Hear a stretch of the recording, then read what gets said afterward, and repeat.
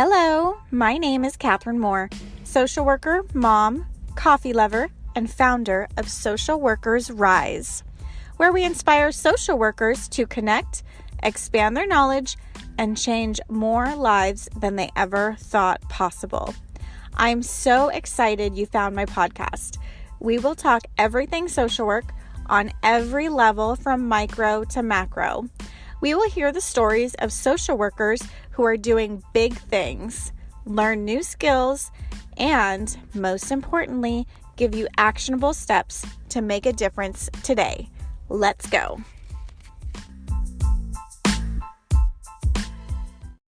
Hey, it's Catherine here. Have you ever considered what an LCSW with a master's in business can do? I don't know if I'm the only one, but the idea of having ethical people within business making money, controlling the money, and where it goes really gets me fired up. So that's why I'm so excited that this week we speak with Alicia Dominguez, who is an LCSW and just graduated with her master's in business administration, her MBA. She shares about how she decided to pursue her MBA, what was the process like, and how business actually has so many similarities that overlap with social work. And she even gives specific details on how to translate your social work skills into the business setting in case you've ever considered making the transition out of social work into a different field. I have no judgment there. I know that I even considered too. So I want to give you all of your options, give you all of the knowledge that you might need to be successful, to be happy, and to keep making impact. So with that, let's hop right into it. Hi, Alicia. Hi, can you hear me okay? Yes, I can. Welcome to the Social Workers Rise podcast. I'm excited. Yes, thank you so much for inviting me to join you. I love the name of it, and the purpose of it is just great. Yes. Thank you so much. I actually started it about a year ago, and it kind of evolved over time to where now I really love hearing stories from social workers who are doing non-traditional social work roles or jobs, or Yeah, just um areas in general, because the field is so diverse. And I think that a lot of times in grad school, they make it sound like we can really only work in the nonprofit world, or right. like with the county or in a hospital. That's right. Yep. But there's so many different ways that we can use our skills in different areas. So we really don't need to feel like we're stuck in one job, Hmm. or like we need to be burnt out in this particular industry to be like, quote, a good social worker, whatever that means. But Yeah, right, exactly. so when I saw you on LinkedIn, I was like, no way is she an LCSW with a business. That is Yes, amazing. Congratulations, by the way. You graduated this year, right? I will be graduating in June, so I've just got a little bit more to go, but yes, the journey is ending. So exciting. Yeah, thank you. So tell me about your experience as a social worker. What's your background like? Yeah, absolutely. Well, I graduated from USC in 2013, and I thought the same thing. I had to be in kind of the nonprofit world or the public sector. So I did that, but I was really focused on clinical work because I wanted my license. And unfortunately, they put so much weight, hours wise, in direct clinical practice. But it was great. I enjoyed it. I loved seeing clients. I dabbled in a lot of different agencies, seeing all kinds of ages and populations. So I really stretched myself out to really see where my niche might be. And so it took me through to the county, and I was working at the County of Orange.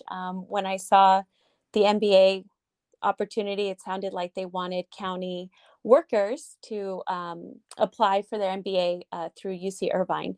And so that kind of piqued my interest in it, and I went for it. Wow, that's amazing. So what has the program been like for you? The MBA program has been quite interesting. As far as like learning about business, it's definitely a focus on the corporate sector, of course, and but it's super interesting to get case studies about companies. And so that to me reminded me of my social work education when we were giving case studies about a client or families, whatever the case was. And so it really triggered that assessment part of it. And so that I just tried to find that natural flow. There were some things that, of course, are totally different that I really had to study really hard to get through, and a lot of the financial stuff and more of those business specific things. But overall, I was able to find what skills I already knew and how to transfer them um, to apply my education to understand it better. So that was really eye opening. That sounds fascinating because, okay, a little self disclosure. My listeners don't know this about me. Um, I've given a lot of thought to going back to school for my MBA, but then I get flashbacks to my bachelor's education where statistics was like a struggle. And I'm like, there is no way I can do an MBA if I struggled that hard with like basic statistics. So, is that a legitimate fear that I have, or do you think that I could probably get over it? I'm going to validate that 100% because Okay. I always joke. It's not a great joke, but I always joke. Um, I'm a social worker. I don't do math. Like Right? I just don't think that way. I'm very much, more qualitative and like feelings and subjective things, not so Yes. concrete numbers, and it just throws me for a loop. But yeah, it's still absolutely possible. And I don't know if all MBA programs are the same, but my experience at UC Irvine is that you're doing your classes in groups. You're put into groups, um, and you stay with that group at least for the quarter. And so they try to mix it up. So you're with people who have different backgrounds and different strengths.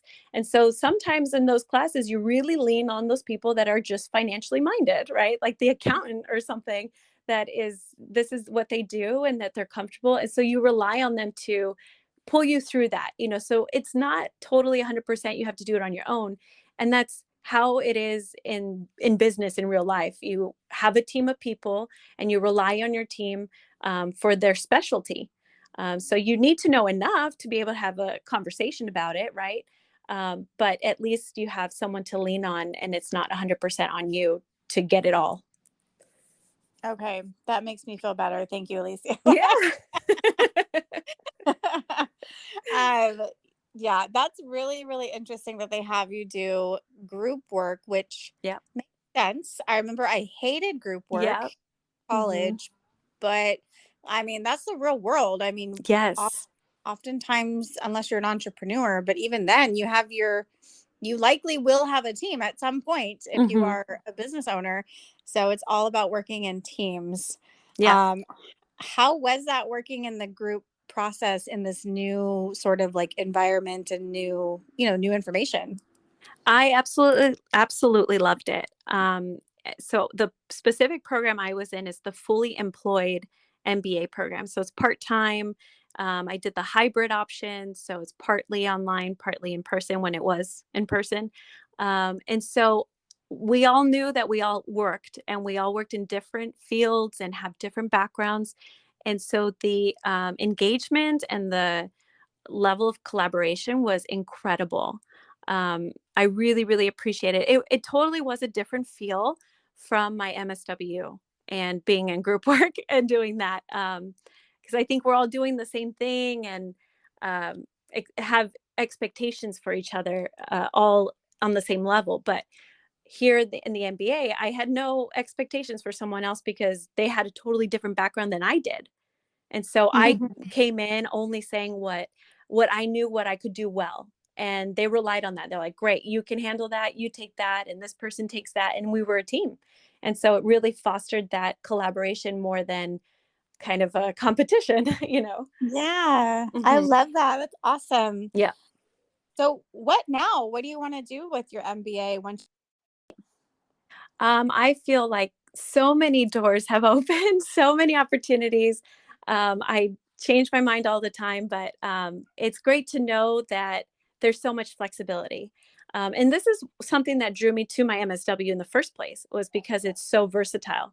But now adding the MBA, it's like I could either, kind of pursue the healthcare field and staying in something that I'm really familiar with, or I could totally change directions and do strategy or do consulting and still use the same skills.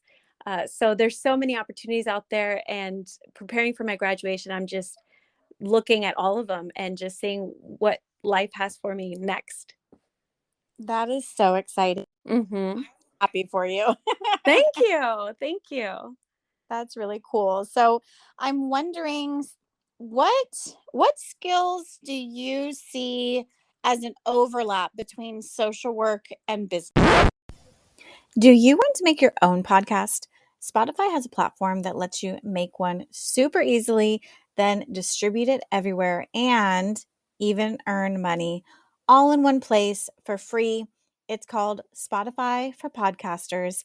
And this is the platform that I use because it makes it so simple to record and distribute your podcast all in one place using your cell phone. What you need to do is download the Spotify for Podcasters app or go to www.spotify.com/podcasters to get started. Yeah, absolutely. I think it's a play on words is what I'm learning.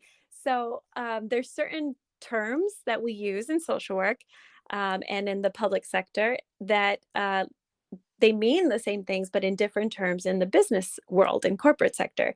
So I have some of them jotted down, like, for example, assessment, right? We're always talking about biopsychosocial assessments, and that looks like analysis to the private sector. So when they talk about industry analysis, firm analysis, it's the same thing as conducting an assessment for an individual or for a community. We just call it assessment. When we talk about functioning, improving someone's functioning in terms of a business and improving a business, we're trying to improve their operations, right? How things get done, what their goals are. So that's like a play on words. We say functioning, they say operations. Yeah. Yeah. And then there's like multidisciplinary. We work within multidisciplinary teams, teachers, professors, psychiatrists, and that's all part of agency. In the private sector, they call it cross-functional communication. So you need to know how to work with marketing, with sales, with IT. And if you have those communication skills from social work, it's easily transferable over to the private sector. Treatment planning to me is like strategic planning, right? You have some goals, your objectives, how are you going to get there? What's some creative spin on it? And then there's like the strengths-based perspective. Like if you're treating your clients with a strengths-based approach, for business, you're looking at their values and capabilities. What are the strengths of a company? And so it's easily applicable in that sense. I believe therapy in general, doing therapy and clinical work is all change management. So when you hear change management in the private sector, it's about moving businesses along and changing with the environment. That's exactly what we do. It's just a smaller scale, right? We're talking about micro versus macro. So it's totally transferable into the business sector. Um, Overall, I feel like we specialize in people, right, as social workers, whether it's their behavior, their emotions, their environment. And what I've come to learn is that businesses are made up of people, their customers, their employees, their managers. So we just bring this natural uh, quality of working with people, and that's very valuable to a business. Wow, that is gold. Thank you for sharing that, because I just Yeah. talked to so many social workers who feel stuck in Yep. their roles, and they just don't know what else they could do. But now with this list, it makes it more accessible to be able to read then a job posting Yes. and see these terms and be like, "Oh, I could definitely do that." Right. Right. Yeah. I was in the same place. All I could see was, and even writing my resume in the past, all I could see was every place like did therapy, just group Mhm. therapy, family therapy. But there's so much more that goes into that. I think we're kind of maybe jaded because we're in it all the time, and we know that's what we know. But other people don't have those skills, right? And how you manage a client's progress, or how you manage group therapy and facilitation, is so valuable outside of our little social work bubble, that other people don't have those skills. And so we have to really promote that, and showcase why it's valuable. Definitely.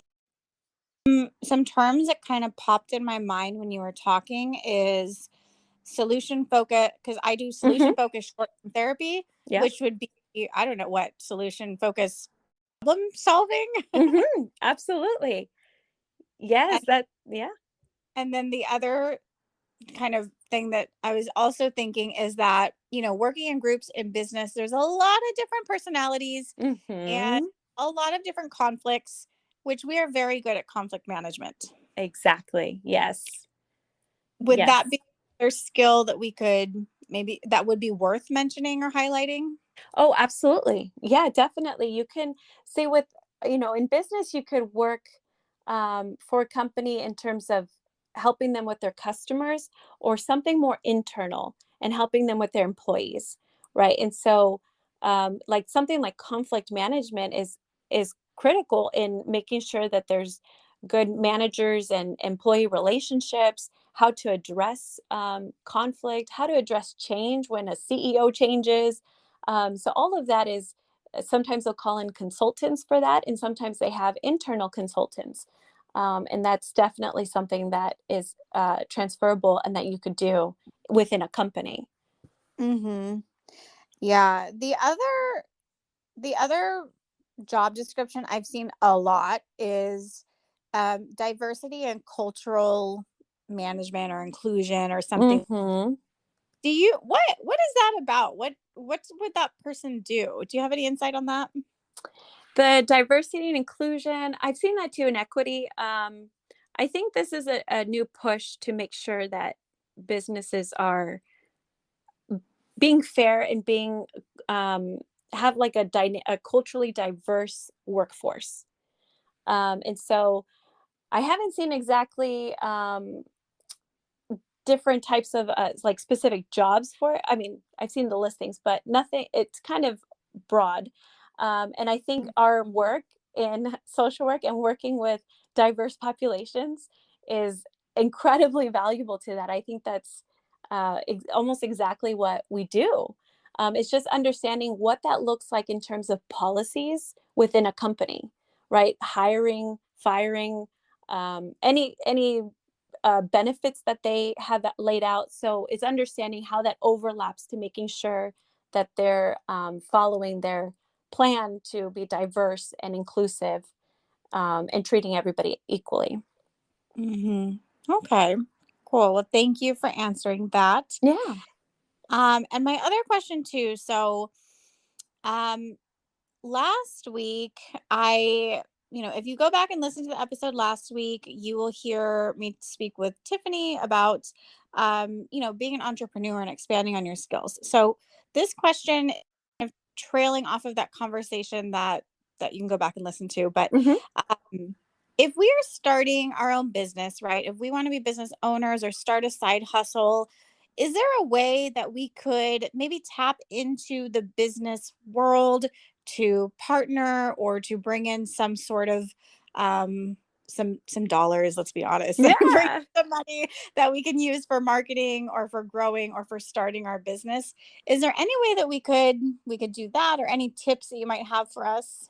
Yeah, absolutely. I also started my private practice in 2018, and I learned through that process as well, as far as like marketing and how to get out there and how to kind of differentiate yourself, right? So some advice I would have, one is to partner with other clinicians.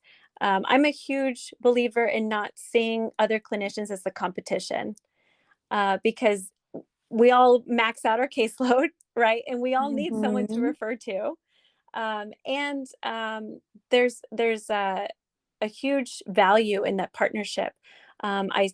Did an industry analysis on private practices among social workers, LMFTs, and psychologists, and it's so fragmented, and no one suffers from that except the client, right? So I think we all would benefit from having a more cohesive industry where we know who to rely on, who's specializing in XYZ, how to refer them to that person.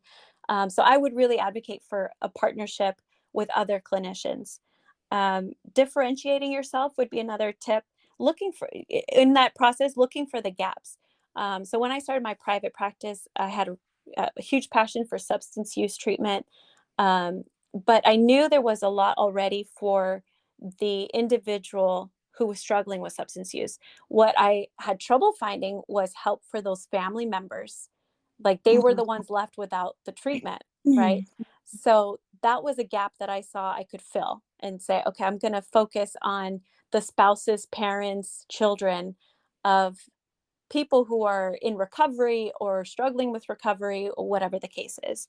So I would encourage clinicians to look for the gaps.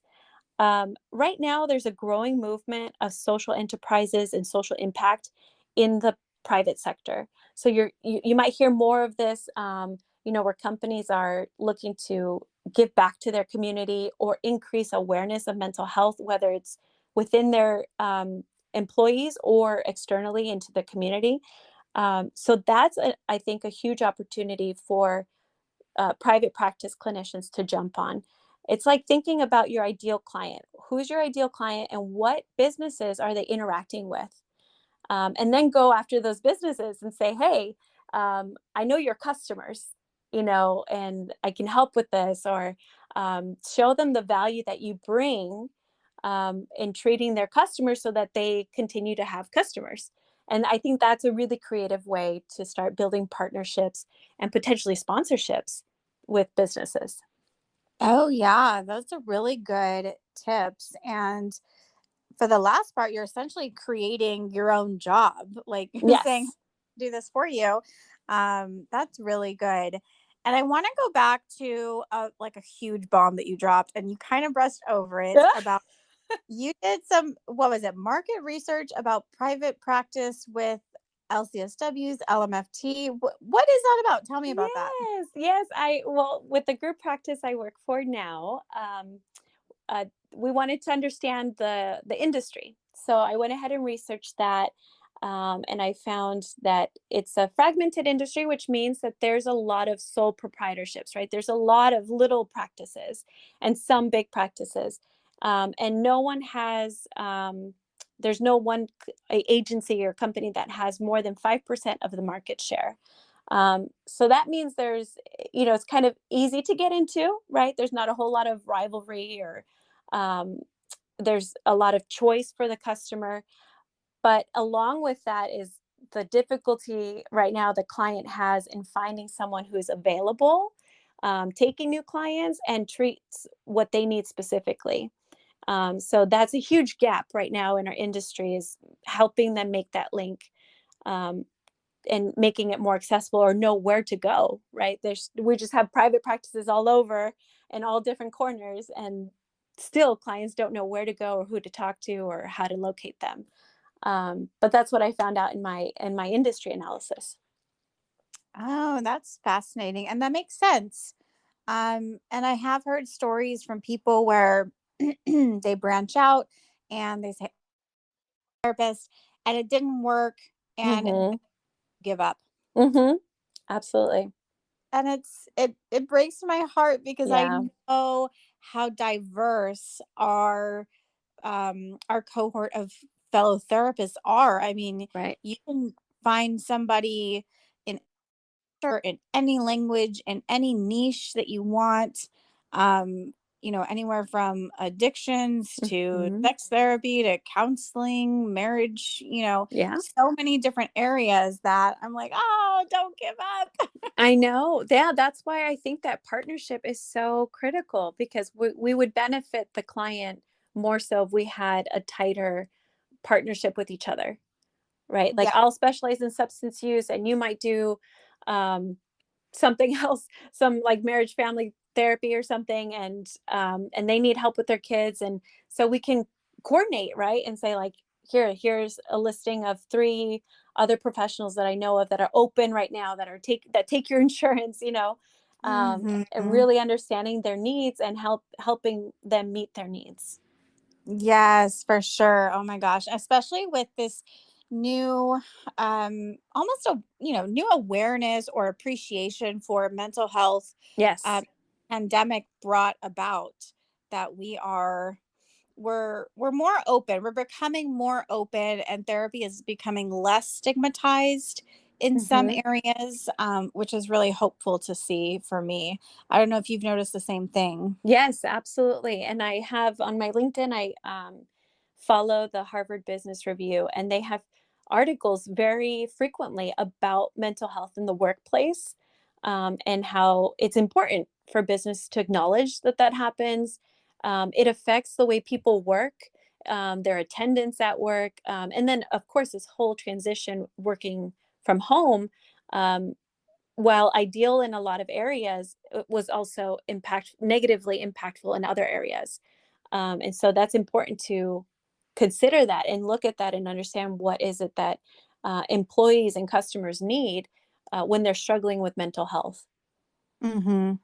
Yeah, that when I think of all the people who are now working at home, I can't help but think of some coworkers who were generally older, their kids had moved out of their house, and Mm-hmm. Yeah. going to work was the only socialization they got. Like those were the only people they saw.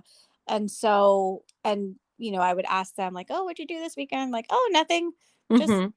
sat at home. I just, and their friends are at work." And so it breaks my heart, like thinking of those people who are just, Yeah. gosh, home alone every single day. Oh my gosh, that has to be so hard. Yeah. Yeah, definitely. Do you think that a need for groups and group work and group support is going to be increasing over the next, I don't know, couple months, couple years? Yeah, I hope so. That is, I love group work. That is really valuable, a really valuable process. I mean, first of all, it's a way to treat a number of people in the same time frame, but it's that community that they get from that, right? Like Mhm. they relate to each other probably more than the therapist can relate or empathize with one client, and knowing that they're not alone, they share each other's stories. So I hope that group work becomes a huge part of mental health treatment, and that maybe people who are hesitant to do therapy because it's so one-on-one and personal, that they might look at group work first, right, as a way Mhm. to dip their toe into therapy, and then realize later if they would benefit from individual therapy that they would go that route too. Right. Yes, I can definitely see that happening because I think of people who wouldn't traditionally go to therapy, like, I don't know, dads, right? Emo, but they might be open to going to a dad group Right. where just like vent Hmm. and I don't know, guy talk. I don't know what guys talk about. Especially since a lot of the therapists are women, that, Hmm. groups seem like a less intimidating, less stigmatized Absolutely. way of Yes. getting help. And I always remember that AA is one of the most effective treatment programs that Mm-hmm. the longest standing that, you Mm-hmm. know, governments and court systems have taken notice of that. And I've heard Right. that they want to, start investing a little bit more into that because of the reasons that you listed. Mm-hmm. Definitely. If you're out there listening, consider group work. There's definitely a need for it for sure. Yes, I 100% agree. Well, thank you so much, Alicia. Did we miss anything? Did we cover everything? I think so. I mean, that was a lot for sure. But I'm available on LinkedIn for anybody that wants to follow up on or interested in getting an MBA. And yeah, I'm a huge advocate for it. I love social work. I will always be a social worker. I'm trying to help people reimagine what a social worker is and where we can work. So I really appreciate you and your podcast and inviting me on to talk about this. And I hope it encourages your listeners. Yes, definitely. Thank you so much. And definitely tap the link in the show notes so you can connect with Alicia on LinkedIn. She is amazing. Thank you so much, Alicia. It was Oh, a thank you. bye. Bye-bye.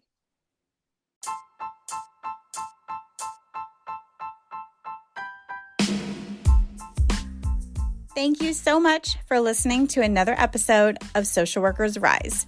If this episode helped you, please help me spread the word by leaving a review wherever you listen to your podcast and share that you're listening. Tag me on social media. I love it. I will repost and reshare. I love it. Social currency is free, but it is so valuable. Also, I'd love to hear from you on Instagram. I really do respond. I really do love it when you give me your feedback. Lastly, this is not therapeutic advice or business advice or any other kind of personalized advice. To get that, you definitely need me as your coach. So please, again, reach out to me on Instagram. I can't wait till next week. I will see you then. All the love. Bye.